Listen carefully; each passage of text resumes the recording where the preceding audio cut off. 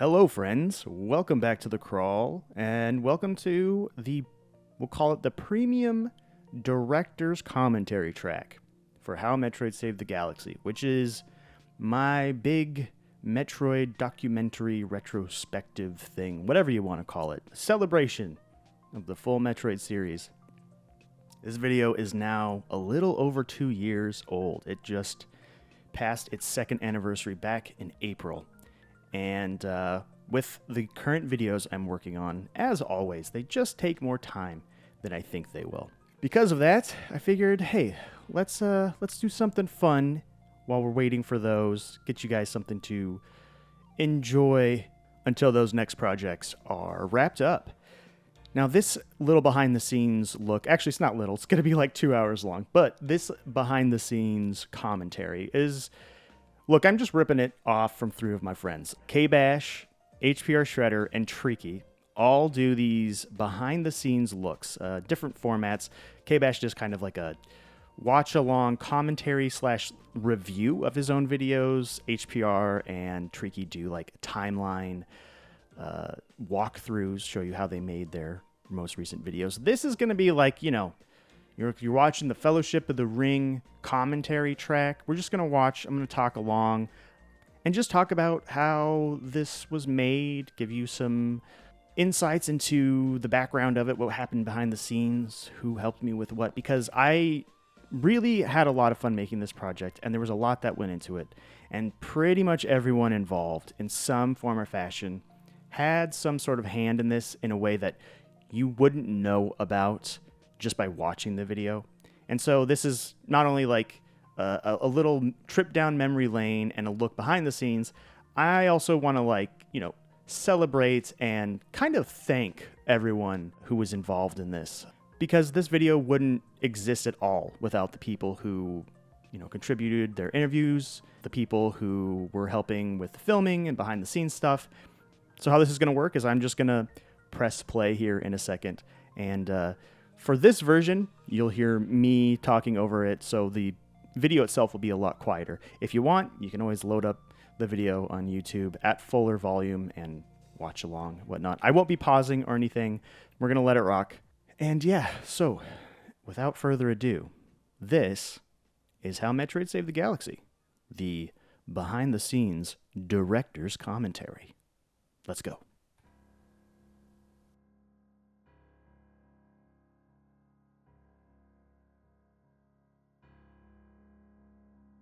What lies beyond our solar system, hiding in the far... So what's interesting about the beginning of this video is I, for the longest time, didn't really know how to start it. It was one of the last things that I put together. This intro, like, it was rewritten many, many, many times, and like the different clips I picked and whatnot. It was, I don't know, it was the part of the video that I didn't envision really at all when I started it. And that sounds kind of weird because, like, so many of my videos are envisioned, and like I have ideas of what they'll be like in so many different ways. Yeah, this one wasn't really it, but kind of what brought it together was that background piano, which was recorded by me. I have a little keyboard in my office, and it's I never use it. My brother and I both kind of play piano. He's much better at piano than I am. I basically just watched some tutorials online. You know, those like play-along tutorials with the like colored keys of how to do the Metroid intro. And then I played it really slow, and then even slowed it down a little bit in the sound footage in the editing process to give it kind of that, you know, like eerie, very dramatic tone. But yeah, that was kind of the thing. That was when I finally had that in there, and I was able to like time some of the cuts to those notes and whatnot. It felt, that was when it really started to feel real. Yet Samus's adventures struggled to sell anything close to her green and red-clad cousins, and the series often goes dormant for many years at a time. It's a fascinating story, and one I've wanted to cover ever since I started this channel. And that's true about me wanting to cover this ever since I started the channel. You know, No Clip and Game Maker's Toolkit are kind of my two biggest inspirations in terms of like the types of content that I'm I want to make, but with my own little spin, obviously. And so this video is obviously just no clip worship. And ever since I saw how they do, these shots, these product shots and whatnot are really just inspired by them. I almost didn't make this video because I will talk about it later, but like a lot of what I was doing at this time and still am is so focused on development stuff, and then making this was kind of like this dream project. And I figured, now or never, and then I went for it. Now it's here.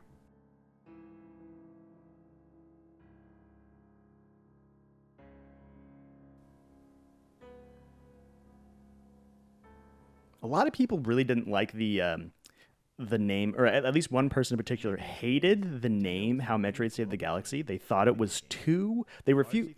This one commenter refused to watch it. He told me on multiple posts, on multiple videos that were not this, that he refused to watch it because that was too over the top. And like, for the life of me, I cannot understand how someone wouldn't recognize that it's just a dramatized, like, hyperbolic, fun video title. Like, obviously a video game didn't like save the galaxy, but they were like, how could you name it that? A video game couldn't save the galaxy. I refuse to watch until you change the title. It's like, nah, dude, I'm not gonna do that. Similar to Zelda. Unlike the family-friendly adventures Nintendo was known for, R&D1 drew inspiration from Ridley Scott's 1979 horror film, Alien, when designing Metroid's protagonist, the power-suit-clad bounty hunter Samus Aran, and the many creatures she encounters throughout her mission on the remote alien planet, Zebes.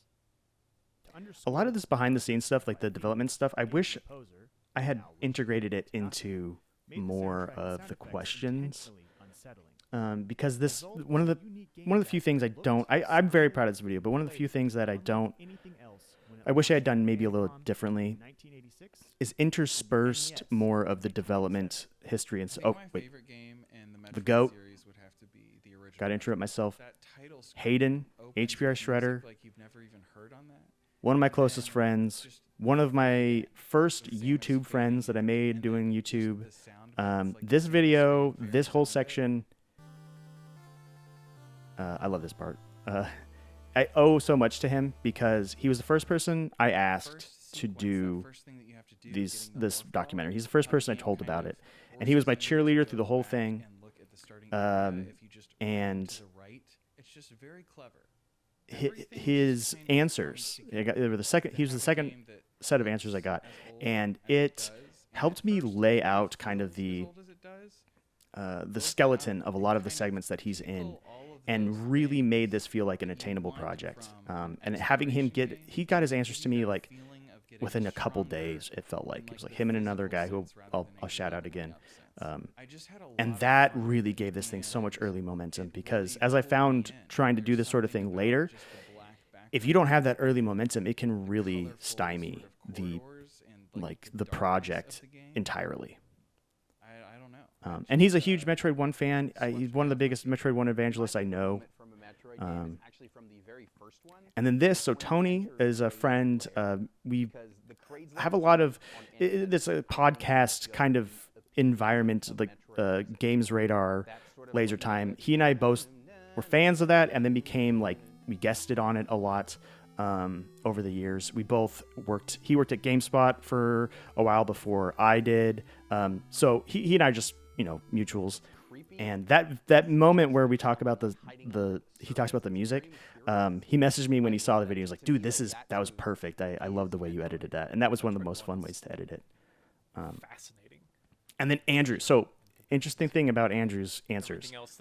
He's one of the few people that I actually interviewed live. Most of the people answered the questions on their own, but I interviewed Andrew live. And that, I think, is why, looking back, so many of his answers and clips are so casual in like a positive way, like very conversational. And he adds so much flavor to a lot of this stuff that you only get through spur of the moment conversations, which was a big lesson that I learned. Plus, Andrew's I love Andrew, another bud of mine. As you'll hear, most of these folks were friends, or at least half of them were friends or mutual acquaintances. Speaking of which, John Cartwright is a mutual acquaintance. He and I don't talk very often, but Xeon Grossel is one of my best friends, and obviously he and Xeon work together at Nintendo Life and are friends. So um, he and I cross paths, and when I asked, he jumped at the at the opportunity immediately. Opportunity is maybe the wrong word because it's like some random no one YouTube channel that you kind of know. But yeah, John was great. I loved his answers. He's very insightful, and he's just got this talent. He just sits down in front of a camera and he can just talk, and it's very, it doesn't sound, it's not scripted, but it sounds scripted. It sounds outlined. But it's just, he's just doing that off the dome. He's got such a talent for that. And that's the beauty of the Metroid series. It's always about discovering things for yourself. I'm really grateful that he gave his time and contribution to this because I think it added a lot. The original Metroid received high critical praise, especially in North America. However, Samus wouldn't see a follow-up adventure. I really like the transition here with the music and the Game Boy. So this was shot at Xeon's house. Most of the background shots that are black and on camera are shot at Xeon's house. This was shot at my house. The book and art books and guides and whatnot, those were all shot at my house. So there were like 2 or 3 big IRL shooting days. And a lot of this stuff was it's a combination of stuff that I owned and stuff that Xeon owned. So, I mean, that stuff, again, probably wouldn't exist without Xeon. It's such a big group effort. I owe so many people so much for making this possible. I remember just being over at a friend's house, and their older brother had it, and I sort of messed around. I remember that the older brother got really mad at me because I apparently backtracked to a point where... Looking back, I think I would have just done this as just a straight 4x3 or maybe faded out those sides a little bit more. Yeah, I think on the 4x3 Game Boy footage and some of those other games that are 4x3.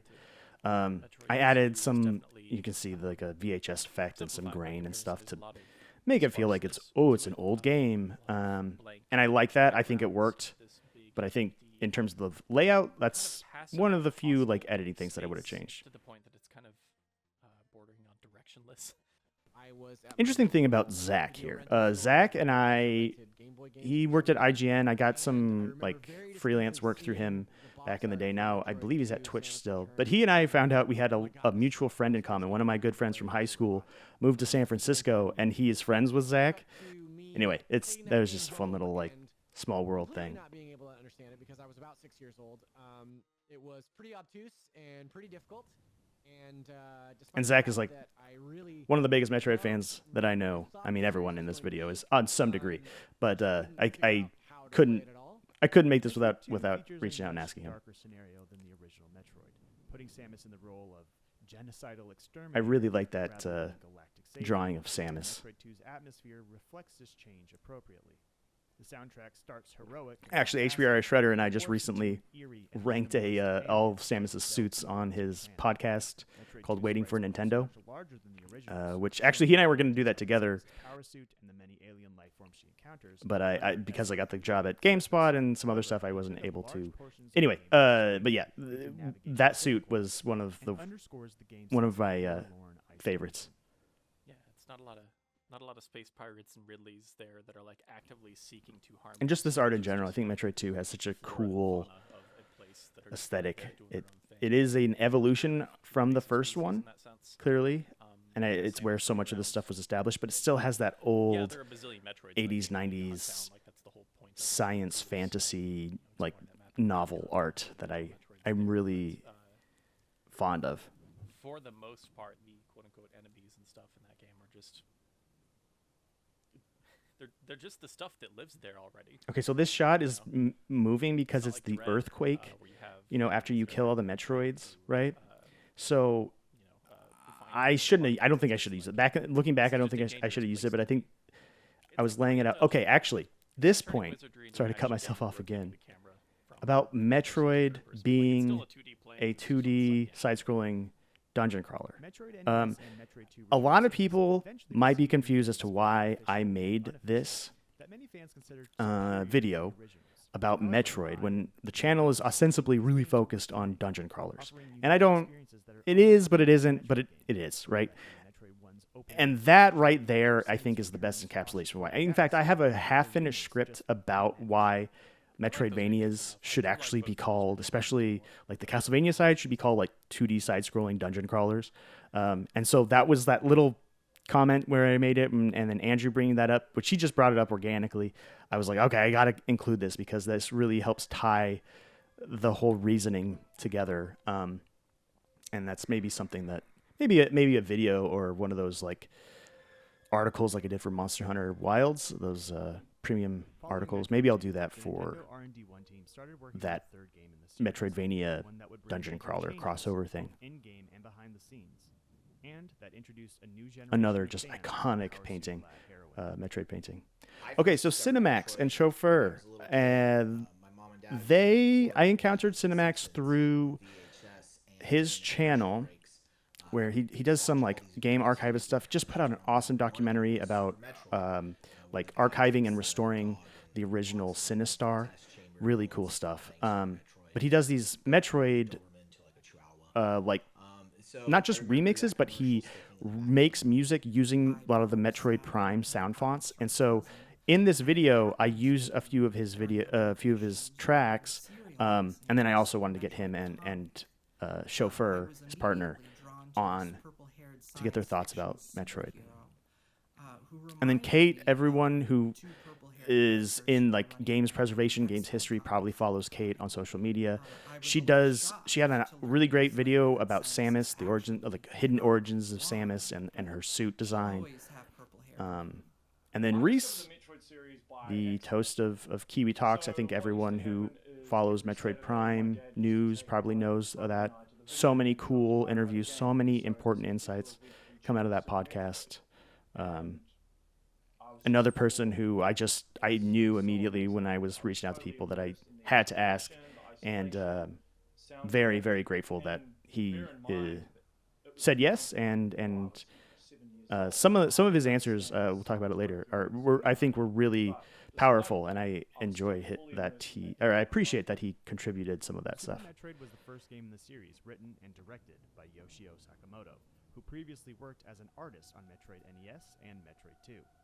It was also the first to feature composers Kenji Yamamoto and Minako Hamano, who would go on to write music for many future Metroid titles. Super Metroid picks up immediately after Metroid 2. See, I wish I had maybe talked about more about Minako Hamano and Kenji Yamamoto and asked people about that. And obviously, looking back, I would have done more of the in-person stuff like I did for Andrew, but like fitting in some of those questions or topics into the questions, I think would have been able to flesh out a lot of the development stuff, because I feel like this ended up being a like fan celebration in the format and like a retrospective in the format of a documentary. And I think if I were to redo this, like I said, one of the things is I would put some of that stuff into the answers and weave it in a little bit more with my narration of how it all was developed and whatnot. I know in my case, I was constantly afraid I was going to. So Pam, I really wanted to get Pam in there too, because Pam has very different opinions and likes about Metroidvanias than I think a lot of people, myself included. Like some of the stuff that she really likes, I don't like as well, and vice versa. But I think that her vision of what makes a good Metroidvania, I agree with 100%. And so I wanted to make sure and have her in there to talk about, a slightly different perspective on the genre. And then my other buddy, Wayne does these awesome Metroid Month videos where he, in the past, he will like review like a chunk of Metroid videos, one a week for all of October. And that is how I discovered Wayne, and he and I have become buds since then. And I kind of, one of the ideas for this stemmed from watching Metroid Month. So again, he was the person I reached out to. I was like, hey man, this is inspired directly by you. I'd love to have you on board. And he was totally into the idea. And so, yeah. And then eventually I was on The year that this came out, so I think 2022 or 2023, I can't remember. 2023. The year this came out, I was then on the Metroid month that year, talking about a lot of the remakes. And I talked about like Samus Returns on the 3DS, and yeah, you should go check those out. Burned in my mind forever. It didn't feel like such a slog to go backtracking through everything. It was actually a lot of fun to just focus on exploring this huge game world. I'd never experienced anything like that in a video game before. And then Joseph. So Joseph now works in a PR. I don't remember specifically which PR place he works at. There's so many, but yeah, big Metroid fan. He was he talks about it later, but his reactions to Metroid Dread, he and I were very excited back on Twitter back in when that was announced. If you've never played a Metroidvania before, you are probably just like, okay. And he has also got great taste in music. We're both, big fans of like metal and extreme music and stuff. So he and I geek out about that a lot too. Is like at the heart of the series, and that moment of like, oh, now I can get to those areas from before. That's just such a powerful moment. Early on in Super Metroid, you can get stuck pretty easily when you don't know where to go. I do think that there's something to this point about being stuck, not knowing where to go, being a really important part of Metroid. And I think that there's a difference between being stuck and being lost. And some Metroid games, you get stuck. Some Metroid games, you get lost. And I think Super does both. And like this moment is a really good example of both. Obviously, I could probably expand upon that. I should expand upon that more. But maybe that's a video for another time. Of what Metroid games are all about. What other game do you know? And then Kevin does a podcast, or I'm not sure. Maybe he hasn't done it in a while, called Mom Can't Pause. He asked me to be on that a while ago, talk about Super Metroid. And so when I put out the call for this, he was immediately like, hey, yeah, I would love to be on this. And I love how so yeah. sort of subtle and simple the storytelling is, while still giving you a story and sort of an emotional hook to hang on to. Getting the Hyper Beam at the end of Super Metroid, that's like everything I want out of a boss fight. So this section actually was from a different answer that Brandon gave, which if you don't know Brandon's from Good Vibes Gaming, and he does editing for a few other channels. He and I play Monster Hunter together every so often. Love Brandon. This came from another section of the video, which is much more controversial, but I wanted to put it here because it was such a good description of the events of this fight. And it was fun to kind of line all that up.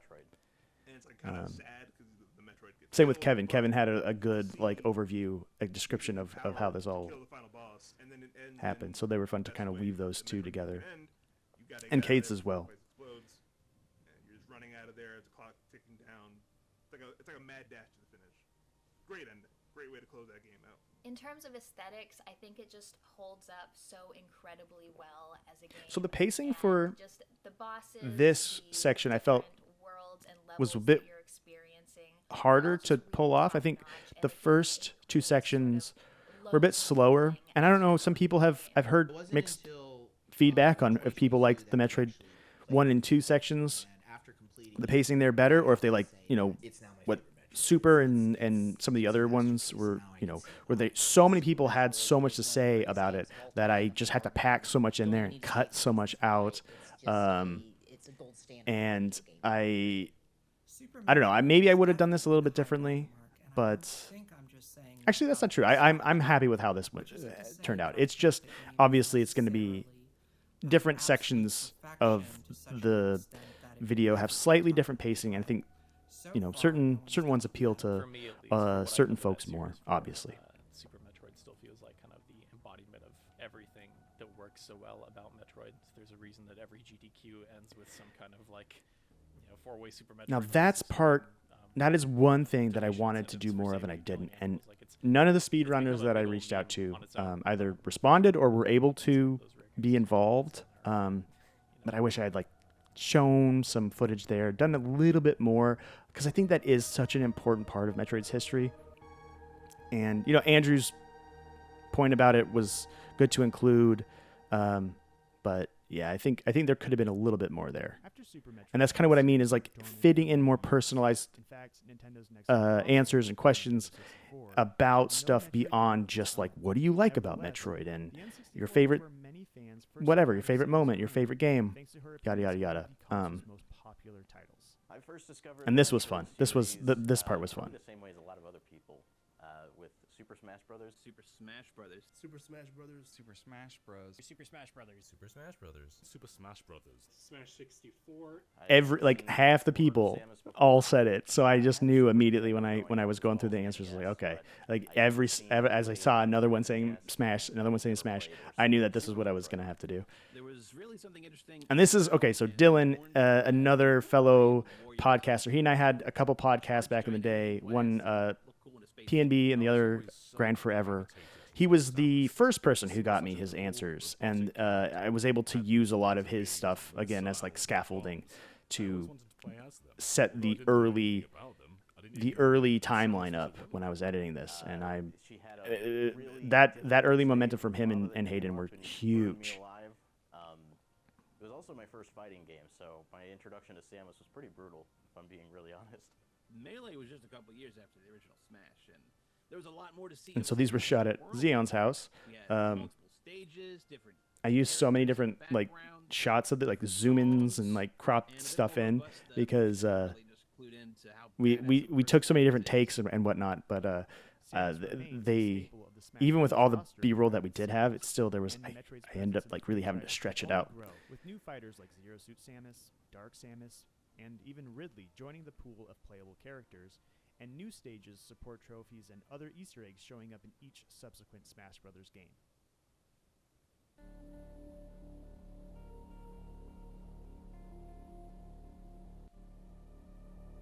The transitions for these were some of the most like the things I'm most proud of and some of the most fun that November 2002, fun parts of the edit. Story finally resumed with the dual release of Metroid Prime on GameCube and Metroid Fusion on Game Boy Advance. Both games launched in North America on the same day, a bold move that seemed to signal Nintendo was taking Metroid seriously. The dual release proved that line read. I feel like I could have trimmed or redone it because it's a little bit repetitious on a few really repetitious parts of the script and VO, this whole thing. But you know, oh well. Magazines, TV, and the burgeoning online gaming press. And demo kiosks popped up in electronic sections in malls and department stores that gave players their first taste of Metroid in over 8 years. I remember I first played Metroid in a Walmart, like on a little kiosk demo thing, and it was Metroid Fusion. For the screen on the this is a what is it? Analog Pocket. Shocked. It's so nice. I don't really have a desire for like a dedicated handheld like that. I have I can play stuff on like this stuff on Switch or on Steam Deck or whatever. But that being able to play that with this is my original cartridge we're playing on. Man, that was great. I loved being able to do this. And look, it's me. I really debated as to whether I would actually put myself in this. Eventually, when I was going through the answers and stuff, I realized there was stuff that not only that I wanted to touch on, but maybe that I needed to include to flesh out some stuff. So that's why I did this. But yeah. And that is the room I'm recording this in right now. That is everything about that. That is like still my setup's a little bit different, but that if you're trying to imagine where I am, I guess that's where I'm recording from. That strategy guide and the art and just everything about it was just so cool, and it just captured my imagination so much, and that's what got me started on this whole thing. With Metroid Fusion, director what you don't realize is that was like the 3, 2 to whatever, a couple minutes that I was on screen there. It was from like a 13-minute long ramble that I just couldn't nail down what I was trying to say about some of the stuff, which is not uncommon when I do things unscripted. This is going okay though, but I guess it's because I'm just responding and reacting to what's on screen. With Samus nearly dying as she's infected with the X parasite on the surface of SR-388, only to be saved by infusing her with Metroid DNA. In effect, she's become the last known living Metroid. Yeah, those lines like that. I do it again later. Those kind of like spins, those little like inversions of some of what the lines in the game were. Those were fun. I think they're a little bit cheesier on the nose sometimes, maybe a little hacky, but yeah. Bruce Wayne Brady, another member of the Laser Time Games Radar extended family. He was the only person who like really wanted to talk about Metroid Fusion, so it worked out perfectly. That's part of why I included myself in this section, is because Anthony was like, I'll talk about Fusion. I love Fusion. I think he had just completed it for the first time on stream, so it just totally worked out. It was like one of the last folks I reached out to because I was looking for stuff about Fusion. It worked so well. I mean, even just looking at the jump between Super Metroid and Fusion, like Fusion places a much. And then like, having Andrew, like he and I talked about so many different things. And we bounced around a lot. I some of the questions obviously are the same, but like I was able to take a lot of his stuff because it just touched on everything. So even though I think this section wasn't specifically about Fusion when we were talking, I was able to include that here, which was nice. This is your objective. Here's where you're going. It's all laid out for you. And I mean, Fusion is so cool. It's not my favorite Metroid. I think a lot of the conversation around this game is like ridiculous. I think it's much better than people give it credit for. I also don't think it's as good as some people give it credit for. But like, it's obviously I said it in the video, but it just bears repeating. It's so important to me. I love so much about its aesthetic and its atmosphere. And I mean, Fusion. I think the Fusion suit is like two of the coolest suits in the entire. Like this one, this base one, is two. It's like one of the coolest suits Samus has ever had. It's one of the coolest she's ever looked.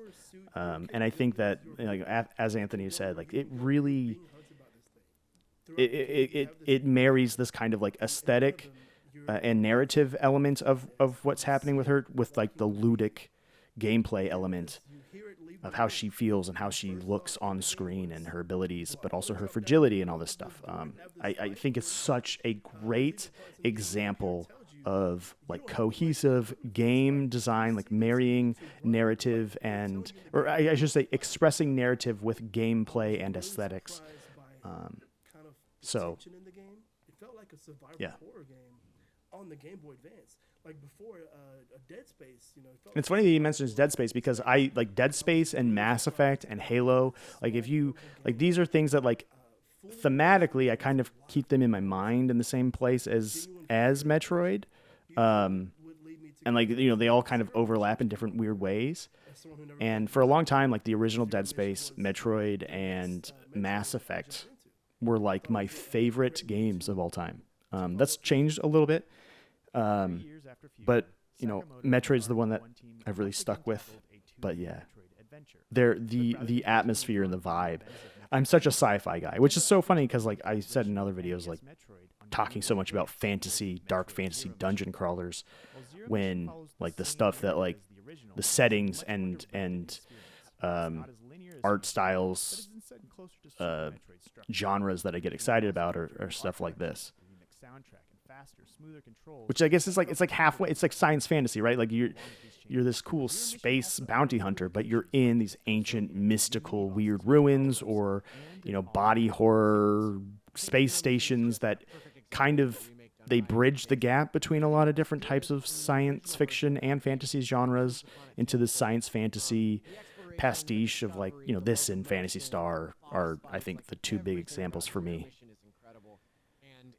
This is, I think it was a bummer that no one really wanted to talk about this. It was like Zach was the only person who brought up Zero Mission, which is the game. I think maybe, I can't remember if I talked about it in this, but this is the game that I've beaten more than any other game in existence. I play this like 2 or 3 times a year at least, and I can beat it in like, like 2 to 2.5 hours. I'm not a speed runner by any means, but like, it's just because I've played this so much, and like you can knock it out in an afternoon or something, and it's nice to kind of have that little ritual.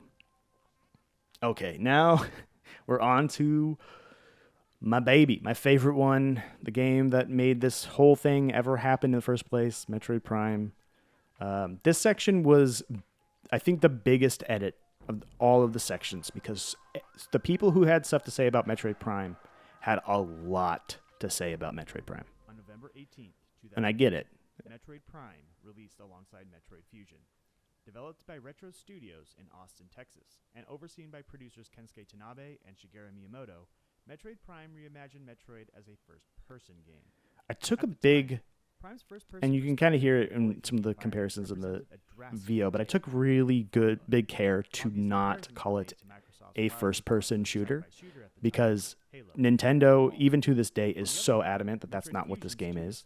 And I think it's important to keep that in mind, that that's not what this is. And I'm very curious because Metroid Prime 3 is the closest the series gets to being a first-person shooter. And I'm really curious how Metroid Prime 4 is going to handle this.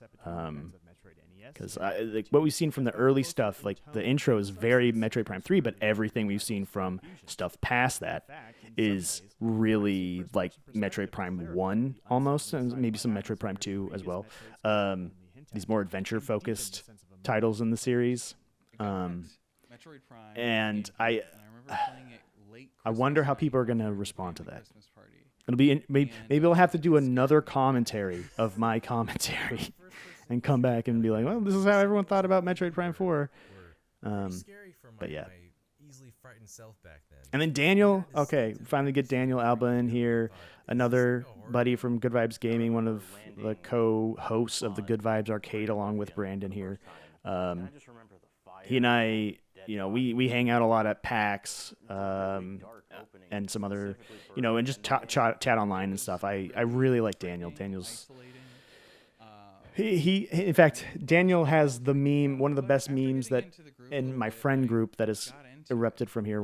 Or I should emerge from this video. We'll talk about it later. But yeah, shout out to Daniel. After you escape the pirate frigate and you land on Talon 4, and then you just hear this sweeping. It's so true though. Wayne he's so right about this.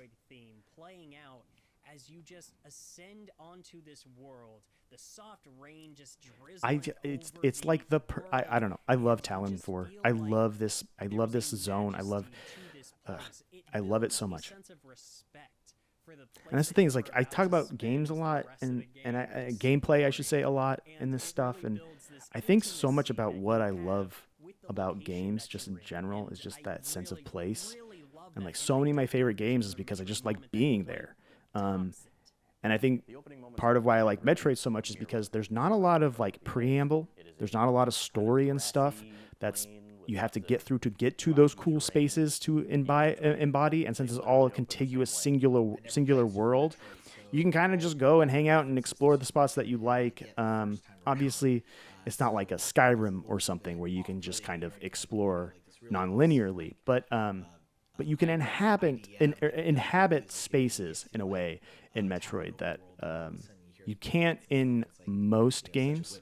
I think obviously it's become more common as open world games, non-linear games have become kind of the standard. But it was so important and special for me, and I think people who don't like Metroid Prime or don't like Metroid games in general, but especially Prime, I get it. I think you obviously you can point to things. I already talked about them earlier. In fact, I've talked about this in another recent video, the Q&A video.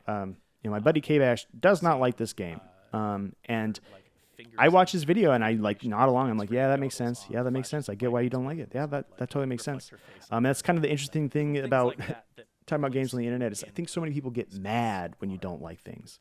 They have the cognitive dissonance of being like, you don't like it, but I do. I don't understand. This doesn't make any sense to me. I try really hard not to do that. Obviously, I slip into it sometimes. Everyone does. But I think, anyway, my point here is that Metroid Prime is not a perfect game, but I have decided it's my favorite. There's so much that I do like about it, and it does things that no other game, not even other Metroid games, I mean, maybe Metroid Prime 4 will do it, but no other games have done. And like that point in time when I played it, the way I felt, the age I was, all this sort of thing, it just lined up perfectly, and so it's like that's kind of the thing that I carry with me. Like that's why it's my favorite. I don't think it's like perfect, unassailable game that no one could have negatives to say about it. Obviously, that's not true about anything, but which I imagine, and I was not a Metroid fan at the time, but I imagine that was quite polarizing for people going into the game. Nobody could have predicted that a first-person shooter would be able to maintain. it is true because this is such. I wasn't a Metroid fan before. Like I liked Fusion, and then I played this, but I wanted to play Prime. Prime was the game I wanted to play, but I didn't have a GameCube, and so I got Fusion instead. And I liked Fusion, but I like it was like years later that I finally played Prime. And I don't know, I didn't have that baggage going into it, so I could see looking back how some people would feel that way. But also, I just feel like it's so close to what Metroid or Super Metroid is that it's almost like going from Link to the Past to Ocarina of Time. In how close it hews to that structure and the story beats even. You can get information from space pirates or the inhabitants of these areas of the planet. The scanning system is like the thing too. I think that's the thing about Prime 4 that I'm most curious about is like how are people going to react to that? Because this game is a game about looking at stuff. You shoot at it because it's trying to hurt you, but it's not a game about shooting. It is a game about walking around and looking at things. And to me, I mean, that's why I love Death Stranding. A friend of mine, Robin B., she has brought this up before too. Like that's what this game is. It is about looking at stuff and reading things. It is, so it's so weird. I get why people who maybe came from like Halo or whatever look at this and they go, like, the shooting's bad. Why are the enemies designed this way? And whatever. It's like, yeah, okay. That's not what that game is, though. Like, you can not like it. That's fine. But at least, try to understand what this game is. And going back, that's why I pedantically refuse to call it a first-person shooter. It is a first-person reading game. Or scanning game.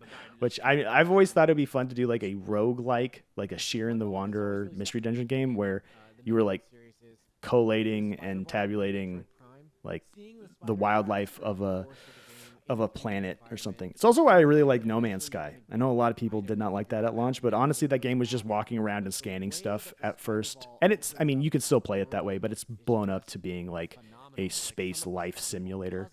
And it's very cool. I really like No Man's Sky, but like the original version that everyone was super down on, I was like, dude, this rules. Because I can just look at stuff. Look at these weird animals. These fly around these planets and just like exist on a sci-fi world. I mean, really, I think that is like the thing. That is like, in my opinion, like the perfect game idea. It's also, again, that's why I like Breath of the Wild too. You just like walk around, look at stuff, climb on things, manage stamina. Who cares if the combat's not good? Anyway, I'm getting a little too. This is totally not the point, but yeah. That's when I really fell in love with the game. Hopefully, at the very least, maybe if like this is somehow the first time that you're hearing me talk about a lot of this stuff, you're like, oh, I get why Brendan likes this stuff. I understand more about his taste. Maybe you don't agree. That's totally fine.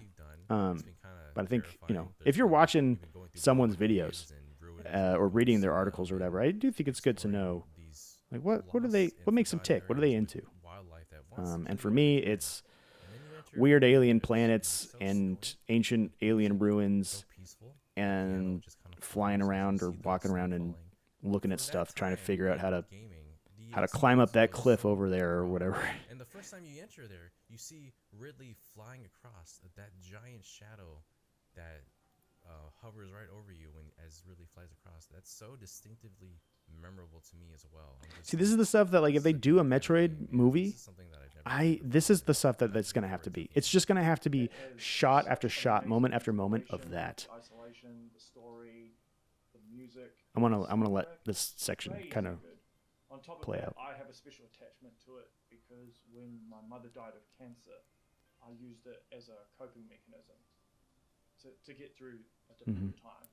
A lot of my friends and other acquaintances had used alcohol and drugs to try and get through tough times, and they ended up. I mean, look, as a straight edge kid, growing up a straight edge kid, still basically am. I feel bad.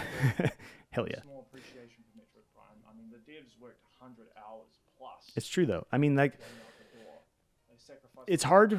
Criticism and that sort of thing is, you know, you have to remove yourself from that stuff. But sometimes, you know, a deeper appreciation for a game comes about not because of like, you know, that sort of thing. It really just becomes, it's because like, hey, you know, maybe I don't like this game, but you know, you could appreciate it because of what it means to someone else or what it means to the people who made it, you know? Those are different modes of appraisal. And I think Reese's story there is like really important. And it's kind of like, how could it not be his favorite game of all time, you know? And that's kind of how I feel about it too, is like, due to a bunch of circumstances, like it couldn't not be my favorite game of all time, and has very little to actually do with how good or bad the game itself is, and how so much to do with my own internal stuff and contextual stuff from that time period. Kind of repeating a lot of talking points from the recent Q&A, but hopefully with a more nuanced and deeper, fleshed out thought process here. Launched on GameCube in November 2004, 2 years after the original Prime. Rather than simply repeat Prime's formula or retread common Metroid tropes like the Chozo and... So I don't talk about it in this section because there is an on-section, a camera section for me, but I actually did not like Prime 2 when I first played it. And for a long time, it was my least favorite Prime game and one of my least favorite Metroid games. But over time, that has really changed a lot, and it is much higher on my personal rankings. I used to like Prime 3 better than Prime 2, and now I think that's flip-flopped. Obviously, at the time, that was a valid feeling for me at the time because that's just where I was mentally and emotionally and taste-wise. But, you know, because of stuff like Dark Souls and Wizardry and whatnot, I now see this as like, oh, Metroid Prime 2 is basically just being that, or being Shadow Tower or whatnot. So one of the questions I asked people for this documentary was to tell me about their favorite memories or their favorite moments from a Metroid game. And for me, even though I would say that, you know, Metroid Prime is probably my favorite. This is true, 100% true though. Like, I might not have liked that game as well as Prime 1, but I thought the intro to this game was so good. I love it. Plus her suit is so, it's the best. That is the best Prime Varia suit, bar none. Personally, I would give it an S tier. I love that visor. Oh man, and like the kind of like the readdressed proportions and whatnot. It's just so good, dude. So good. And appropriately enough, it plays out like a scene from Aliens. Samus comes. This is very Aliens coded. I think in this section, I kind of overlook some of like other supernatural elements that have shown, like Phantoon in Super, the ghost, the Chozo ghosts in Prime 1, a lot of the some of the weird zombie-ish like Nightmare, the boss Nightmare in Fusion. Those are all supernatural horror, or like they bridge on that.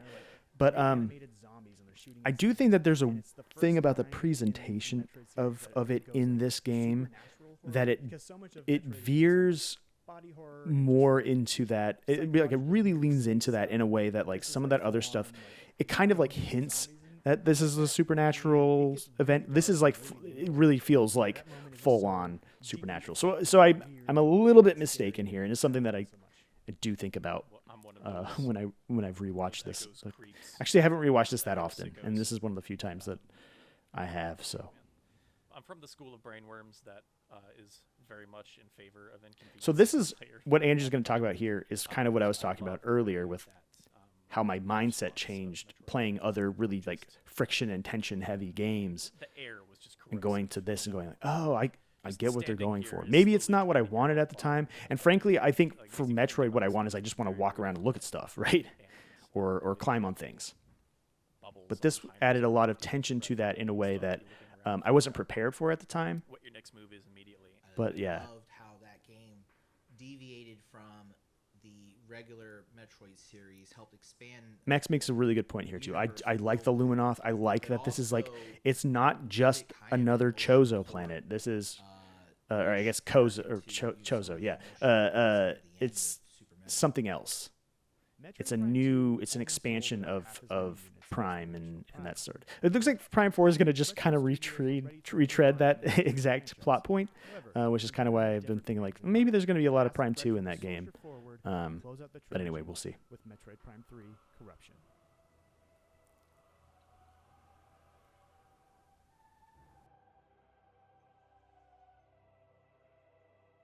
Corruption represented yet another major shift in the Prime series and the Metroid franchise overall. As a Wii exclusive title, Corruption featured better graphics than the first two GameCube games, as well as an all-new control scheme built around the Wii's motion controls. The added mobility and precision gave Retro even more flexibility with combat design and made So I played Prime 3 in a post Halo fan context. So I definitely think that I liked the intro so much at the time because of that, which makes a lot of sense.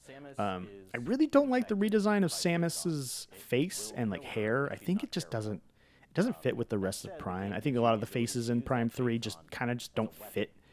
But that's a separate issue. Not using so much phase-on that you kill yourself. I don't remember the specific mission or the moment in the game, but I really just kind of guessed with I know this is not the B-roll footage that I used for this story, where he's talking about off-gassing all the phase-on beam. I knew that it wasn't this. This is just from the training area at the beginning of the game, but it was the best that I could do. I was like, hopefully this will do it. And I remember just freaking out because I wasn't expecting it. So here I am with my Wii remote and nunchuck, and I'm. It's true though. There are some good moments in that game like that. And I didn't do it in time. And that's scary. I don't want to be infected by phase-on and die to some virus that I can't overcome. That's creepy. Makes for a cool set piece, but ugh. Not only did Prime 3 Corruption... The thing about this game too is it came out, I don't remember, I was in high school, and I had like all my friends over, and like my younger siblings had started school a week or so early before the high school did. So like my friends were over, my girlfriend at the time was over, and like we hung out, but I remember the whole time just thinking, okay, I want everyone to leave so I can play Metroid. NPCs in Prime 3, including a cast of fellow bounty hunters aiding in the Federation's mission to stop Dark Samus and prevent the spread of phase-on throughout the galaxy. And maybe, that's probably why I like this so much too, is because it came out, I played this one when it came out, and that was the first time I had done that with any of the Prime games. Most of the Metroid games that I played them, years after the fact. This is where I started playing Metroid games, like, on the release date, which is funny because like there were very few, or actually no, that's not even true. The next one that came out was Other M, which I didn't play until years later either. So, at Skytown, and you go through a door, and then you're walking through. This is one of the strengths of Prime 3, though, is like the variety of areas within them. They also have a lot of variety, so there's a lot of different thematic and emotional beats. There's a lot of aesthetic differences. Plus, being on the Wii, it looked really, really good. It wasn't that much of it was barely even a jump from the GameCube, but like that little bit of extra edge allowed for some cool effects and atmosphere in a lot of those environments. So much that they were retrofitted into the Wii ports of Metroid Prime 1. But anyway, like playing that game, my mom was a teacher at the time. My siblings were in school that week, where I was just like I was not in class or anything, just playing this because my birthday is September 4th, so it came out like a few days before that. Got it for my birthday, and then just played that for a few days before class started. Alongside the core Prime trilogy, Nintendo also released several Prime spin-off games, including Metroid Prime Hunters. The background track for this segment, and then another one coming up, these were the two extra tracks that sound like Prime music that I licensed from Max, from Cinemax, which you can go download and buy and listen to. I have them linked in the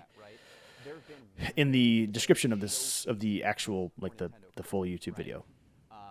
Obviously, Wii Sports is like the king of that, but Mario Odyssey. But he does so good. They really sound like they fit in those games, but without being like super derivative. Like he does some interesting He has some interesting touches that are very much him, you know, and I appreciate that about his stuff. Got one like day one. It came with that little Hunter's demo cart. I remember being fascinated with it because I never had a GTA. But he really just knows how to use a lot of those samples and the keyboard patches and in the ways that Kenji Yamamoto does, which it can't be easy, you know. Can't just listen to it and know what they're doing. Like there's so much of a thought process in there that you can't just know or have access to. Especially the fact that Kenji Yamamoto probably has not talked about this and has not, if he has, very rarely probably translated into English. So anyway, Hunters. I think Hunters is boring. And there's a reason why I let other people talk about this. I think it's my least favorite Metroid game. I think, controversially, it's good. I just think it's boring, and that's like its biggest sin. Is it's just doing a lot of the same stuff over and over and over again, and the bosses are all the same, and the environments are similar in structure and design, and even gimmicks. And you know, it's less about puzzles and whatnot, and just more about like get through the area than like fight everything. Roughly on par with an N64. It does look good though. That is true. Andrew's right. It does look good for a DS game, and I love the like low poly, crunchy, low resolution aesthetics because I was born in the '90s, so I'm getting old. Translating both aesthetic and art direction and the graphics, as well as just like design ethos, to a platform that is smaller, less technologically capable, and inherently portable, which means redesigning things to work on like commutes and stuff. Metroid Prime's popularity also spawned a novel spin-off title that few. I didn't think anyone was going to talk about this game, and then I got 3 awesome segments from it. It's a legitimately good game. It's still a fun and solid Metroid game, and pinball game. I think Metroid Prime Pinball just really Actually, I kind of knew Wayne was going to talk about this because I knew that Wayne was a big fan, but I didn't know that either Kate or Daniel were going to talk about it. And in fact, I think Andrew might have had some moments where he talked about pinball that I left out simply because I used so much of Andrew's stuff because I just had so much content from him, so much interview footage from him. So I was stoked when I got not just Wayne, but Daniel and Kate as well. That it is a video game. You know, they do certain things with that format that you couldn't do on an actual pinball table. It just works. The morph ball, it's a pinball, and you can come out of said morph ball and attack enemies while you're on the field. In fact, so I didn't include this, but he like plays a lot of it, and you can play. You hear it a little bit here. It still works, I think. I'm gonna turn this on right now. He played a lot of it and played it like into the speakers and stuff. You can't see this, but I'm a morph ball, and there's space pirates flying around everywhere. You have to defeat them. And that interactivity just makes it feel a little bit more special.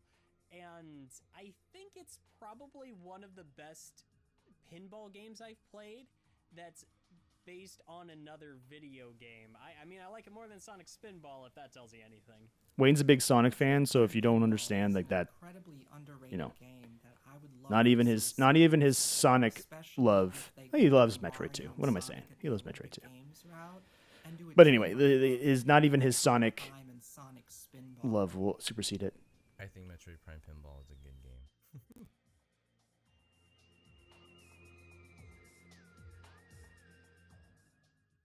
By 2009, Metroid's future felt uncertain.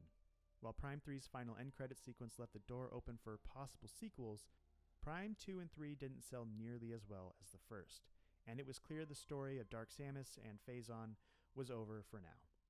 And though Metroid Fusion wasn't a conclusive ending to Samus' story, there were no obvious lingering plot threads for new games. Though this is, I knew this was going to be the one that got everyone upset, even before I wrote the script or even before I saw the footage that I got back from people. Because again, no one wanted to talk about this game, so I had to use what people talked about. I wanted to give it some love, some attention. Direction, music, and general atmosphere seemed on point too. Because it's a Metroid game, and I don't think anything is completely worthless, even if it's Metroid Other M. and I wanted to communicate that, but I had to use other people's footage, and maybe I should have put myself in more here and really contextualize this more. To fill in important story details that took place between Super Metroid and Metroid Fusion. I didn't really get into the franchise until Metroid But like, Other you know, M. Wayne talked about this, right? This is one of the only folks who talked about Other M. Some in particular that were delving into the history of the franchise, and I just knew that Other people kind of brought it up briefly, those adventures for myself. and then yeah, I mean, obviously I focused a lot on the reception here, Reactions to Other M's combat were varied at best, but the way I kind of set up the, I guess the alternate take that we get from Brandon maybe could have had a little bit more context, just to keep people from having the cognitive dissonance. Like, I don't actually think it was necessary. I think people should just like chill out and listen to what he's saying and just take it and be like, okay, cool, an alternating opinion. People got fucking mad, dude. And it was a little bit embarrassing how often people would send me like, I don't know, 500 to 2,000 word comments about why this section, Brandon just trying to find something positive, a positive angle of some kind for this game. You know, sure, one of the most controversial parts, but like, dude, like, there is something to be said here. You see a scene of her as a little girl crying, and you see fear in her eyes. Obviously, people think that, okay, you've already beaten Ridley so many times. Why would you be afraid? If you think about it in context, she's killed Ridley. Like, she thinks Ridley's been dead this whole time. Like, then it's all of a sudden he's back. Like, that could be traumatizing. You know, you think the thing that killed your family has gone, and like you've moved past it, and then it's back. Dude, that would be pretty traumatizing. Obviously, that is not properly contextualized in the game either. But if we're going to like talk about fan theories and hypotheticals and nitpick it to death, that is a valid theory that I don't think people are willing to accept. Not that I personally think that people should. I think it's bad. I don't like that scene either, guys. I'm not like, I didn't include this to like change people's opinions. I included it to show that there are people out there who like Metroid Other M, who think about it differently, and to show the variety of thought and appreciation for these games that exists in the fandom. It's not about changing minds. It's about, yeah, showing that there are people out there who like this game. And honestly, I don't think the game's terrible. I think there's some cool like action sequences. I think some of the environments look cool. I like some of the soundtrack. You know, at least it's interesting. At least it's going for things. It's not successful at a lot of it, but and I feel the same way about Federation Force. At least it's trying things. I think the reason I rank Prime Hunters the lowest is because, I mean, obviously I didn't play it multiplayer, and I just didn't think it was doing anything interesting. It was just doing Prime combat in a really cramped and uncomfortable form factor. And outside of like, you know, again, like the graphics and stuff is cool. There's things I can appreciate and do like about the game, but I just think it is a very bland Metroid gameplay experience, and its atmosphere just isn't quite there. I think they were trying to appeal to the Triforce Heroes crowd, but the problem is that Metroid traditionally is the not cute Nintendo game. This was an interesting point because I hadn't thought about it like that. Oh yeah, this is like a kind of a cutesy take on Metroid Prime. I never really thought about that. I think Andrew's point about it coming out at a time when everyone wanted Prime stuff, everyone was hoping that it was just going to be a Metroid-ass Metroid game, and then he'll say it right here. Stems from it being a thing that was Metroid Prime adjacent in an age where people were really clamoring for a new like Metroid-ass Metroid game. Like almost verbatim, I must have remembered that. That's funny. 1% of those people is actually. But yeah, seriously, I just think it's fine. I think the game's fine. It's not great, but it's interesting in ways that like a lot of other games just period aren't. Plus, it's kind of Monster Hunter-ish. I like Monster Hunter. I like Phantasy Star. that structure's kind of there. Generation So Force was not some it got sort me of in that way thoughtless too. insult to Metroid fans, but rather Nintendo taking its first cautious step. And that's another thing about this is I think that like so much of the emotional reaction Just from 1 like year later at E3 2017, video game playing audiences, capital G gamers, is so emotionally driven, obviously, but they're so removed from context, purposely so. Like, I mean, maybe we could know more about this stuff, but like, I can't help. I just, as I've gotten older, like one of the things I try to do is like, I'm having a really abrasive emotional reaction to something. Why? Do I need to? Most of the time I don't. And like, it really, I find myself very, maybe it's misguided, but trying to get people to be like, no, you don't really need to feel this way. You don't need to be so upset. Like, you can not like a thing, you can be disappointed, but like the you know, the dialing it up to 10 or 11, whatever, on like the reaction, it's just so unnecessary and so toxic, and it makes us so vulnerable to like grifts and bad actors and honestly really bad ideologies and mindsets. Anyway, that's a whole other thing. 3DS remake of Samus Returns might be it, simply because This was another one that people didn't really talk about. I was glad that Tony said, hey, yeah, that might be my favorite game in the series. And I know people have very mixed opinions about this. There was that whole thing with AM2R really, I think, soured people's opinions of this game because it was, you know, fuck Nintendo.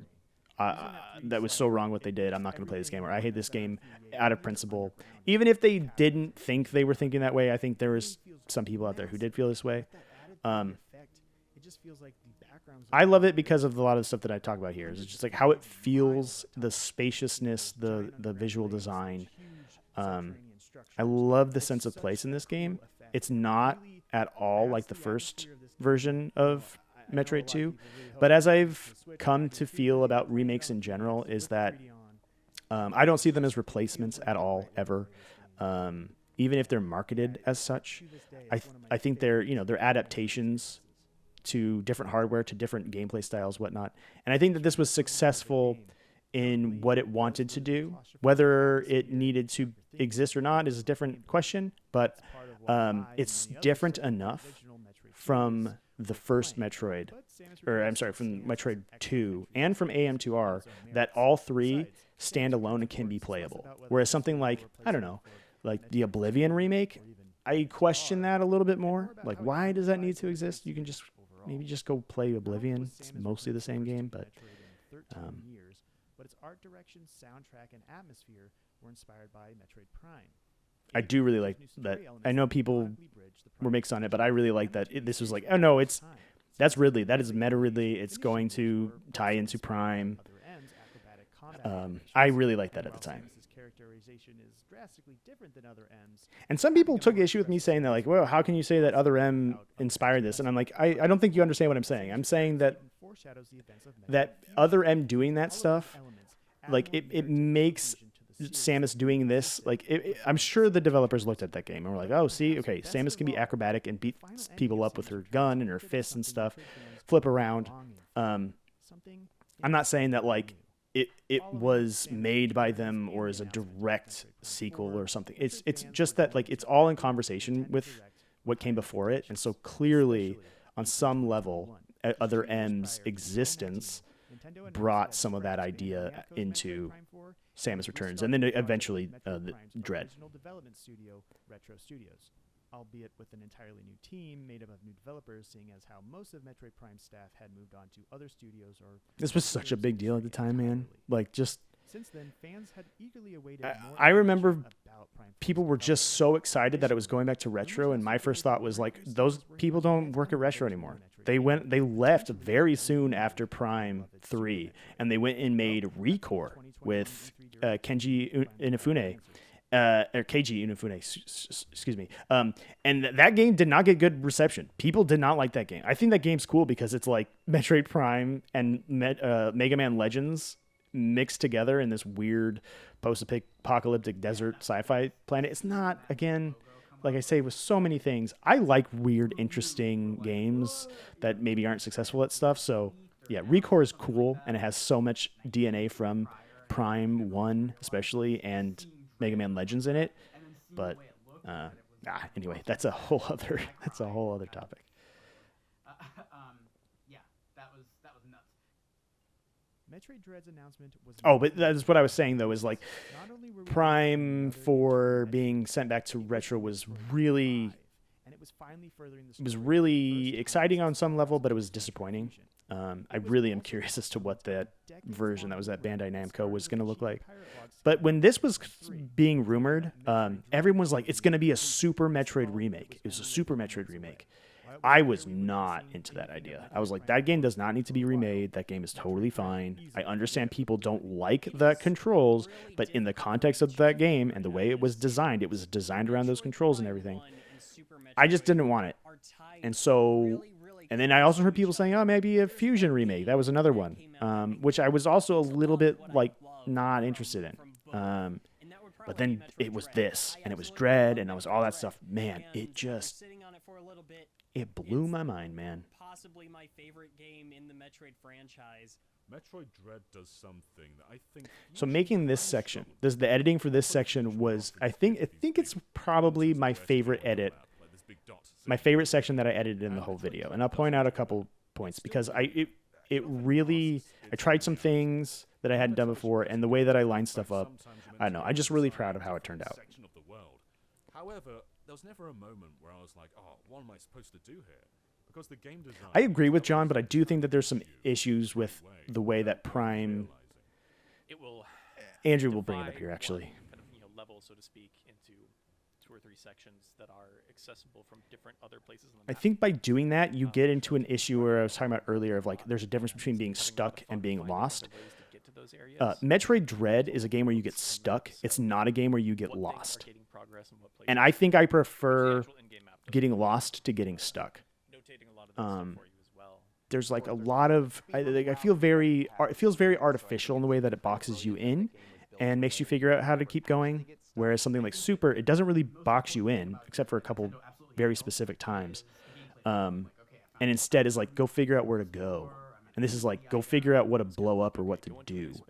And I don't know. I'm a little bit more mixed on that. And it took me a long time to kind of accept that that's what Dread was. And I think it's fine. I think Dread actually does it very well. But if I was going to pick a preference, I prefer getting lost to getting stuck. In fact, I wrote back when Dread came out, I had a whole thing lined up, a whole outline about that. And it eventually just warped into kind of like when I talked about when I did my games of the year that year, when I talked about Dread. But I also kind of just like, I realized I didn't care as much I didn't think of it as much of an issue as I did at the beginning of the game. And then eventually, it just got to the point where I was like, you know what? I think this game is good, despite that difference and the way that it does that stuff. It might not be my preference, but it is good, and I can appreciate the game for what it is. It just feels like the justice that Kraid never really got. It's always been about Ridley, but Kraid hadn't been in a game, really. And that is absolutely true. Kraid is very cool. Okay, so this is where... For being a bit more of a traditional story villain, kind of a bit of an overarching, pulling the strings sort of villain. I think in terms of just a world that you freely navigate, Super Metroid Zebus is probably my favorite. But Metroid Dread is so visceral and cool. Like, Samus has never been as cool as she is in Dread. They've nailed her character. This section is where I really had a lot of fun editing. One line of dialogue in Metroid Dread. There's something so powerful about keeping her as a silent protagonist until this one specific moment, and she delivers one line with, that fanfare music starting up in the background.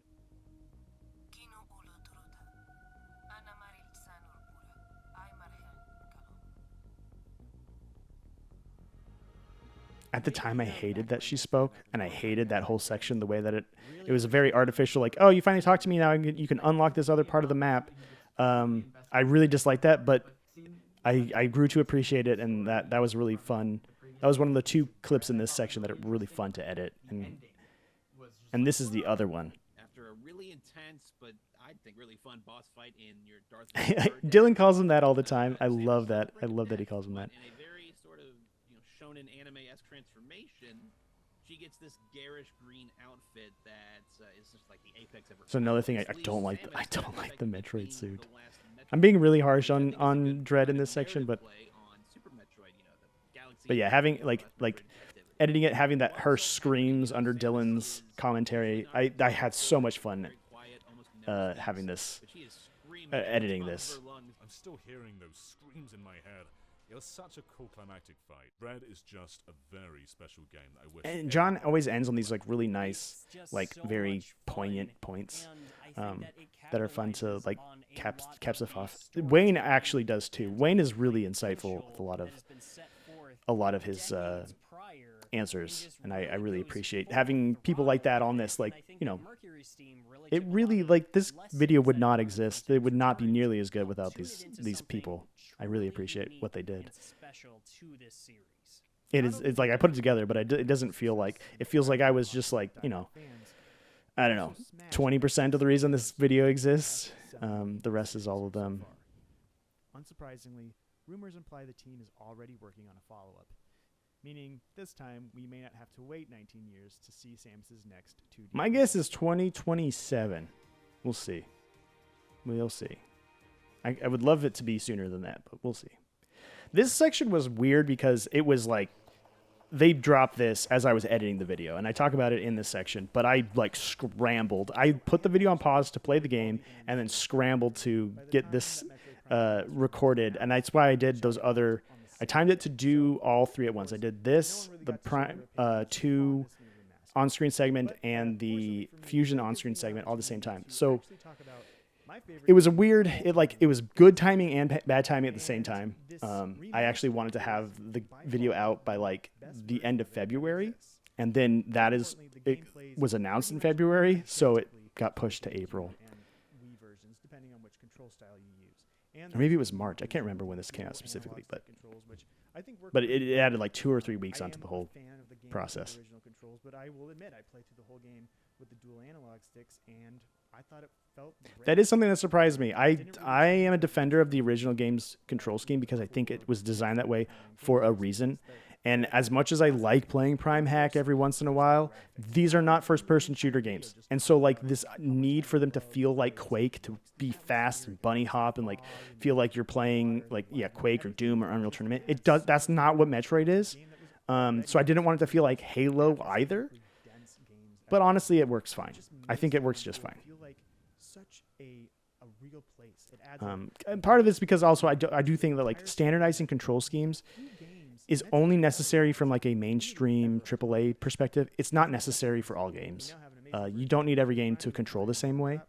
Sometimes learning controls is part of the experience. Sometimes having weird control schemes puts a level of tension on the player and in the game that you wouldn't get if it was just like Shadow of the Colossus is a good example. If it controlled just like every other third person action game, that game would not have the same vibe, which you see on full display with the Blue Point remake.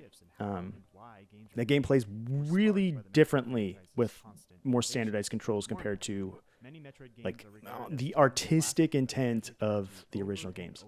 That's different than accessibility. Obviously, I think accessibility, having specialized controls or customizable control schemes and that sort of thing is different. It's a different conversation, but anyway. That is all just a really long-winded way to say it's weird that Metroid Prime 4 is going to have mouse controls. I don't think it needs it, but who knows? Maybe that game was designed for it and it will feel just fine. I'll be playing with the controller though. Being lost is kind of part of the experience. You want to use your own intuition and feel like you know what you're doing yourself without being led down a path or having a marker saying, hey, go here. It's just so good when you've been lost for like 10 minutes or even half an hour or an hour. So the way that I edited this, I actually didn't expect to have this sort of thing at the end of the game. I thought a lot of this stuff would be interspersed more throughout. And honestly, in some ways, there was a part of me that almost felt like just having this section and then the I should say from this point to the end of the video be the whole video.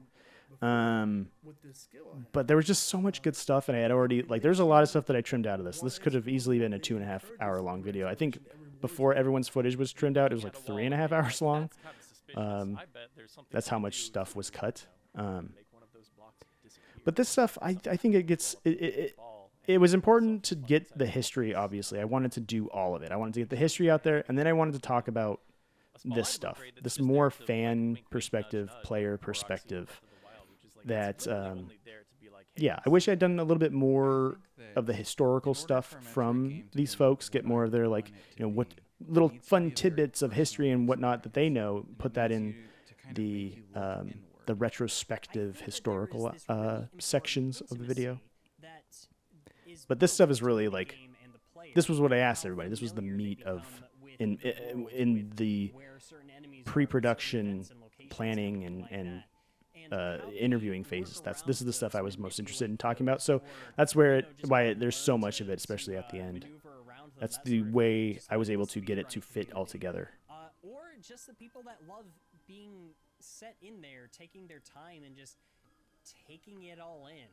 That intimacy plays out in different ways for different players, but I think it's equally important to every play style for the Metroid series.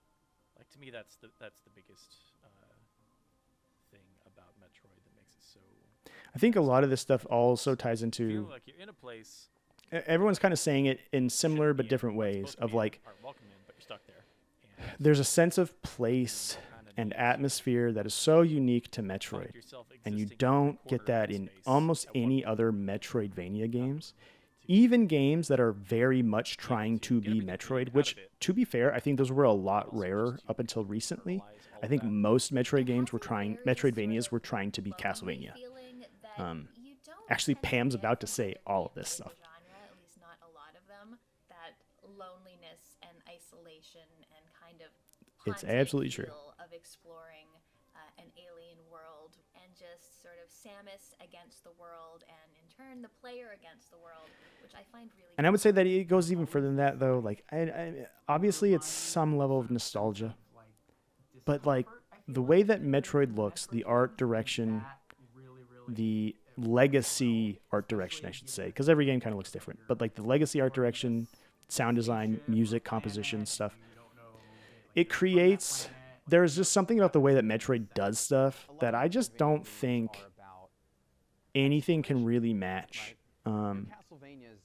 It really is just as simple as, like, Samus looks like Samus. Even when she gets wildly redesigned, she still looks like Samus.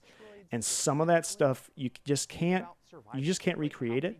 And I think that's why I find myself more drawn to Metroidvanias that aren't trying to just be Metroid or just trying to be Castlevania, but especially stuff that like Metroid takes it's more of a search action game where it's all about the action and your upgrades, unlock new paths, whereas Castlevania mixes that with a little bit more of a, an action adventure and RPG structure. There's a lot of locked doors and keys rather than abilities. Actually, before I finish that thought, shout out to Brogan chatting, my bud, co-host of the Daydream cast that I'm on very often. He and I talk all the time. He's super insightful, super smart guy. Talks and thinks about games in ways that I really admire and appreciate. He sent me like this 10-minute long video essay for this instead of like interview questions. And I felt so bad because so much of it just didn't really fit with what other people were, people were giving their memories and like their favorite things. And he sent like this really long, very insightful, which I'm talking over, but hopefully you've seen the video before. This thinking about how Metroid, kind of what I was talking about before, why Metroid feels the way it does, why it looks and it plays the way it does. And so that was really the only section where I could really fit that part in, and I felt so bad that here we are, like almost in the last, we've only got 20-something minutes left of the video, and then I throw Brogan in there for the first time, and I even told him ahead of time, I was like, hey man, this is how this shook out. I feel really bad. I tried to fit it in elsewhere. It just it made the pacing a little bit off, and that's not his fault at all. It has to just do with the way that everything came together and the answers everyone else gave. And of course he was like, no worries, I totally get it, I understand that it was a little bit different. But yeah, The Brogan, feeling you're the best. of Shout outs, not Brogan. knowing Go what's listen to out there. Daydreamcast. The environment is out to get you as much as the enemies are. Space is creepy. Space is not like Earth. I do think that that is part of why We don't entirely understand. Metroid is so successful for, or I should say, compelling to me, is that like that this right here, the player versus nature aspect, the survival, that light survival element that you get that. That's why I like Breath of the Wild so much too. Death Stranding has some of that. Like there's these light survival elements. You're not crafting structures, and it's not Minecraft. It's not Valheim. But it's like, there's even barely, like, I mean, Breath of the Wild has actual survival mechanics. This doesn't, but it's thematically about survival, and I really appreciate that. It's why I like a lot of dungeon crawlers, Kingsfield and whatnot. That stuff is like you're surviving in a place as much as you are exploring it. And I think that that is important for me for whatever reason. I just find it very, very compelling. It's not necessary.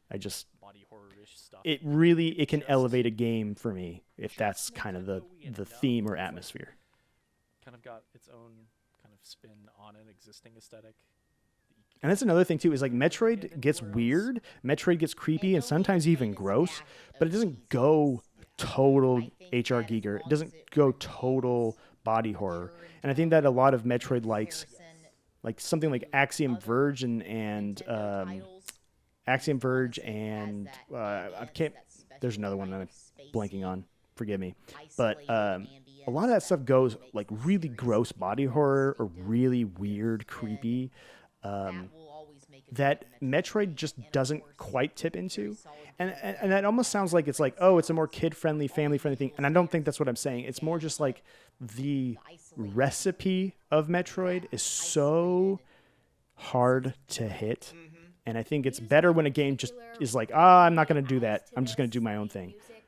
Because otherwise it feels like not quite Metroid enough for me. Hopefully this makes sense. I know I'm talking a lot about other games, boot up but your favorite Metroid game with headphones if you can, and just get sucked into the world for hours. That's something I've done. But really, I mean, like multiple the music, yeah, the music is such a big deal for this. Even the story, to some degree, all of those factors have to come together to serve the atmosphere, and in turn, the atmosphere will service all the other elements as well. How well it captures you, and how well. It's funny because I think of other games what other games make you feel this way. Phantasy Star Online gets kind of close, especially with like when you're reading the data logs and just doing like a straight through playthrough without really doing many of the quests, just like exploring Raggle. And then Dark Souls really gets there for me. Then, of course, there's Death Stranding, but Death Stranding is for slightly different reasons. Motivations constantly shift throughout the series. She's been a But bounty yeah, hunter, like I guess Breath of the Wild as well. a savior, and a destroyer. She's been a silent protagonist, a narrator, and even a third-party witness. But regardless, This of is how I she love appears these in little the like, game, she or not remains little, the these soul of chunky, the series. For like 40 years, every player linebacker plays Samus explore the challenges they overcome, the secrets fusion they discover. or Dread They do so concepts. I as think she Samus, looks and rad. The series simply wouldn't be what it is today without her. Samus being a recurring character, it's got this weird sort of way to make you care about Samus on a She game just to looks game cool, man. Like basis. every single suit, even the ones that I think are boring, are just they really nailed it. Obviously, the first game isn't quite. She doesn't look quite like she looks later, but starting with Metroid 2, they just nailed it. It's so cool. And Metroid 1, I like Metroid 1. You go watch that ranking video that I did with HPR Shredder on Waiting for Nintendo. That, I mean, we get into all of them, but all of her suits, even the boring ones, they just have this great design language. It's so cool. She's so cool. Look at her. Look at that. The visor, the like. There's just this. It's badass, but it's not badass in like a teenage edgelordy way, and it's not badass in like a force. I'm like we're forcing this character to look as cool as possible. It's just like this effortless, accidentally stumbling on this great silhouette, this great weight and vibe. I don't know. It's just so good. It's the type of thing you can only achieve when you're not trying to achieve it, if that makes You're sense. not given that option because the game is written around a specific character. That character is usually male. I kind of wish so. Kate had some really some further insights about this that I wish I had, in hindsight, I wish I had included more of. And when it comes to Nintendo, Especially about like Kate, and her own journey with like gender and gender identity. And this is okay. So that's the part that I was trying to allude to earlier. This morph ball section. This is where the meme comes from. But just to finish what I was saying, I think Kate had some really insightful stuff. And I think it's true that Samus as a woman character and her place in history is very unique and is super important. That works so seamlessly with one another. Even in 3D, it works so well. It blew my mind the first time I used the spider ball, and I was like, "Whoa, this is so cool!" And like, just everything around it, man. That's the other thing is like so many Metroid like rip-offs or Metroid likes. They tried to have like some morph ball. Praise the morph ball. That's the meme. That's the meme. Everyone praise the morph ball. I say it to Daniel all the time. Got some other friends who say it all the time. That's it. But yeah, the morph ball is so weird. Like, why does it exist? It's such a like an NES design era idea. And so like so many games try to rip that off, but I don't think you can't. Not a lot of them do it. They don't. The only one that I really liked was that in, not the only one, but one of the ones that I liked was in Roboto Gato. Your morph ball is just you as the cat getting out of the mech and just wandering around and being able to squeeze into vents and stuff. I thought that was a pretty good take on the morph ball style upgrade. No matter how hard they try. I think the Metroid series is different from other Metroidvanias, primarily at this stage because of the production value. A lot of the Metroidvania games these days are real indie-like, so they don't have the high production values. That's not to take anything away from them, but you don't see Metroidvania games with, say, the production value of Dread or even the Prime series, right? I mean, if we're talking about the Prime series, I think that this point is important because not only because I think it's true, I think that it shows it's a consequence of the way that like mainstream AAA game development has gone. Because it's open world, those games are so many of them are open world, non-linear. Metroid was those games are linear, but they hide their linearity with not telling you where to go and having a contiguous map. And so, like you have to go specific pathways. Maybe there's multiple pathways. Maybe you can kind of break it a little bit, but there's always an intended route. And I think it kind of fell out of vogue with a lot of mainstream games, especially like in a post GTA 5, post Skyrim world. I love Castlevania. I love. And I think that there is something to be said about freedom like that. I think that's just worthwhile. But there's also this sort of like Maximilian Dude says like wide linear or open linear. I think you could call it so many different things. I think the reason it's so compelling for like indie developers is it allows for that sense of openness without having to have a giant Skyrim or GTA style world. And that is obviously really, it's compelling and very enticing. But for indie developers, I should say, it's compelling and very enticing, but it might seem outdated to an average audience who's not playing indie games, who has never played Metroid, who is only interested in Call of Duty and GTA. A game structured like that might not land the same way, especially since those scopes are so much smaller. So I think that's just why you don't see that many Metroidvanias. I think Returnal, as a lot of people bring up in this section, is a good example of a game that gets close, but again, but it's doing something very different. Like it is pulling from Metroidvania, and Metroid's, and specifically Metroid Prime, in so many ways, but it's a rogue light, and it's a bullet hell, and it's not, it's not, its exploration is secondary or even tertiary, whereas in Prime, exploration is primary, and then atmosphere and like immersion is probably just as important, and then one or two steps below that is combat. And I think that is probably a really tough sell to big publishers. Like, hey, yeah, we're going to do a game that's actually technically very linear, even though we're hiding it, and it's not really going to be focused on combat. That's going to be just such a huge risk, and I just don't think I would see publishers doing that, which is why Prime 4 is such a big question mark for me. I think it's shaping up to be more like Prime. But yeah, like a lot of people here, and we'll say in this last section of like, what are we doing? Where do we go next? I think those realities of what game development is right now, and like how Metroid as a series has always been kind of like, it's, it doesn't sell as well, nearly as well as any other most other Nintendo properties. And the Metroidvanias are so saturated in the indie space.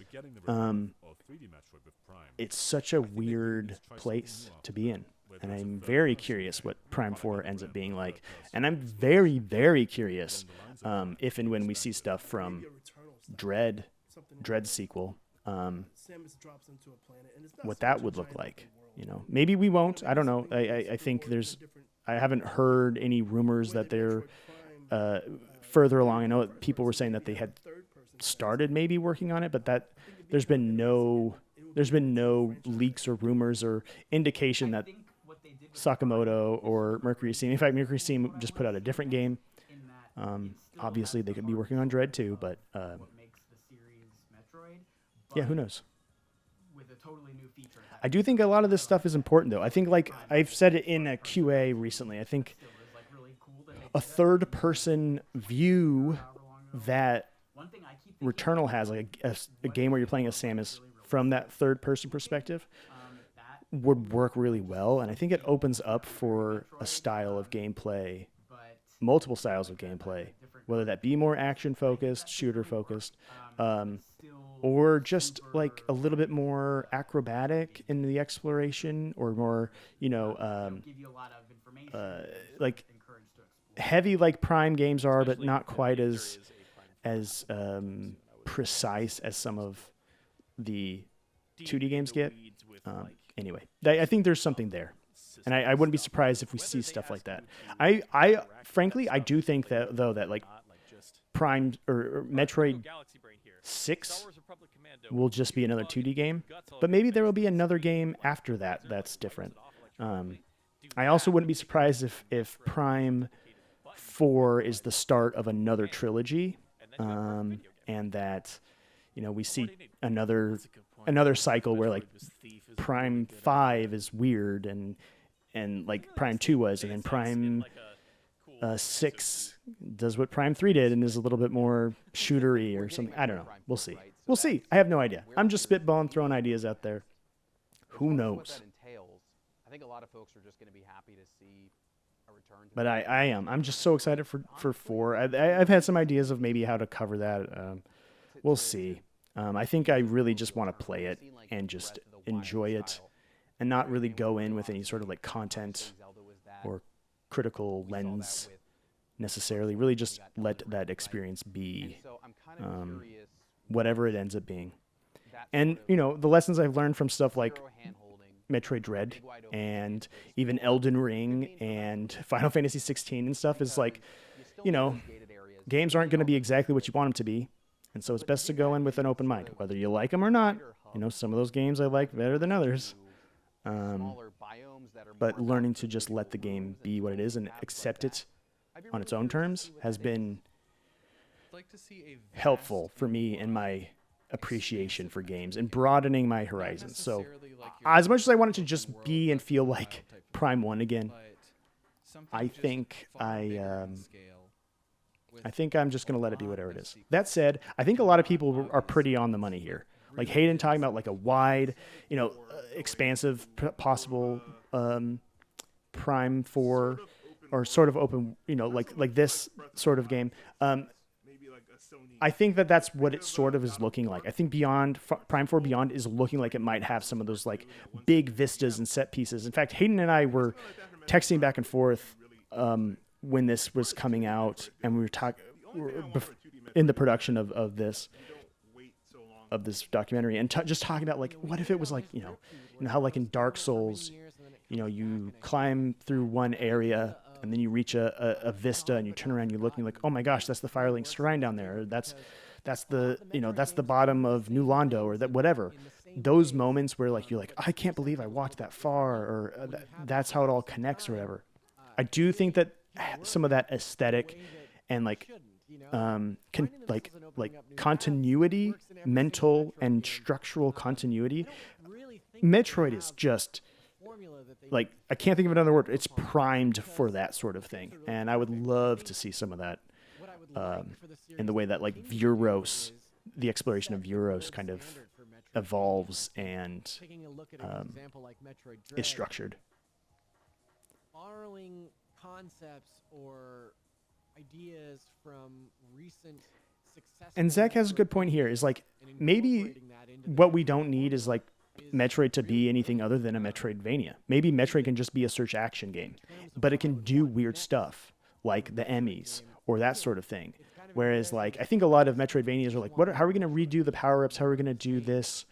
And then Metroid is like, well, what if we just structure the world in a way where there's like these, deadly walking guard robot things that want to chase you down, and it completely recontextualizes and changes how you move through the space.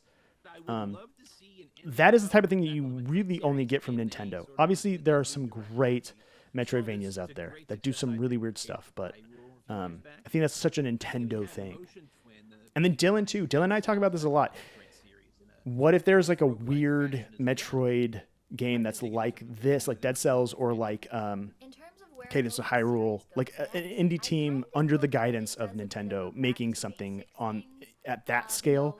That is also a very exciting idea.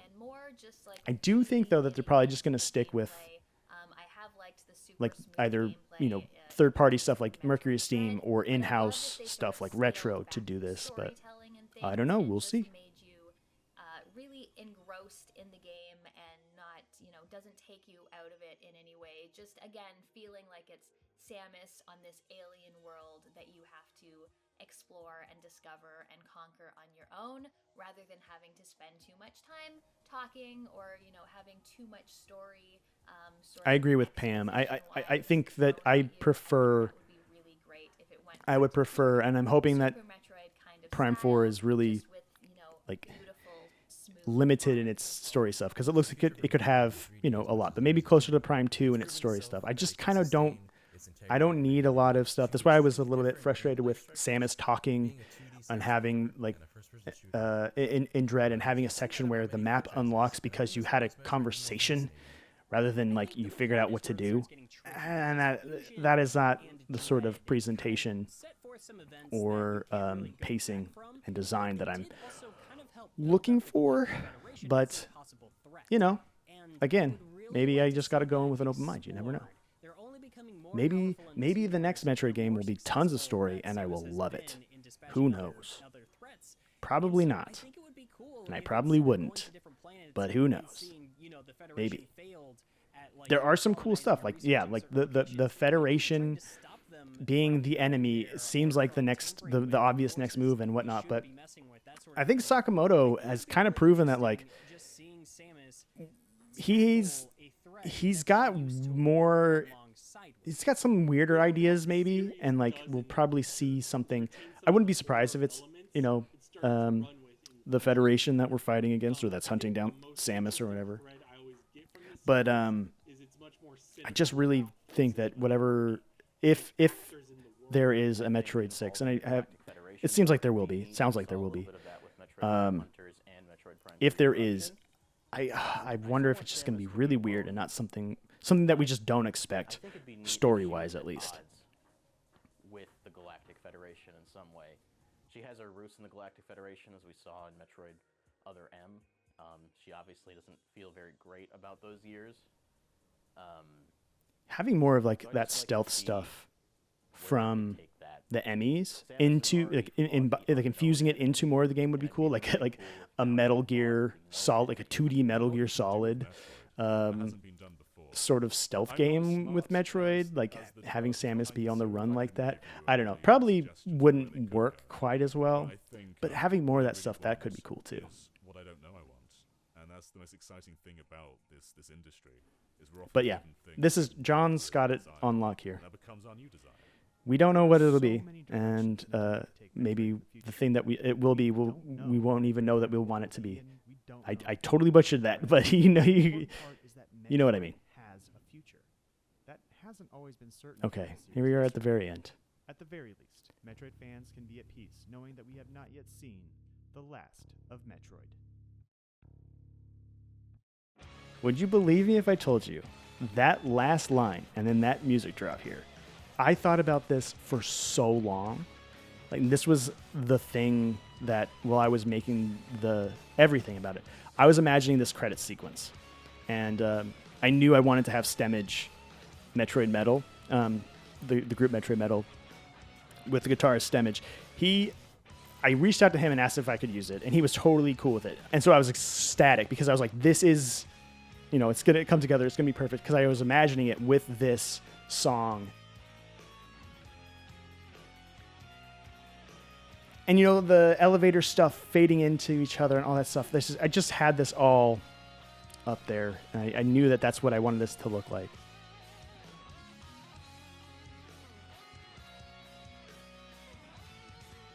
And then we've got everyone, special thanks to all these people. This is a lot of the footage that I used was from a few other listed here.